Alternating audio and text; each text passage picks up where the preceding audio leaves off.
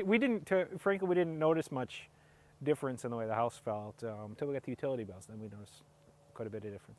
I know that we were, I believe it was December, so we were going from late fall right into winter, and our bill went down almost by half when the weather was much colder. Well, I had several people out to look at it and to give estimates. It's mostly like a ranch, but it has an upper room that has cubbies that open right into the attic space. So when the ceiling was insulated and the attic was ventilated, you had that whole room that was more or less open to the uninsulated attic. And so, but the spray foam raised the insulation level to the roof deck, and so that's made a tremendous difference in that room, particularly.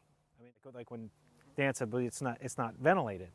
It took me a while to get that in my head, what exactly he meant and how exactly that worked. But once I understood it, it made a lot of sense. But personally, I thought it was rather fascinating. I mean, basically they set a truck up outside and they have to run hoses in up, and you know, if they have to get at it all. So whatever's involved in doing that. But then they have a 2-man crew that goes up there and sprays and it puffs up, and they let me watch quite a bit of it, and it was very interesting. It's really pretty cool. They put down pads for the hoses in the areas they were walking in the house. There was an odor that takes a while to clear. I mean, just if you visualize spraying that amount of material, it has to dry, of course. But I mean, I wasn't troublesome. But I suppose if you're sensitive to that, you might want to be aware for a day or two.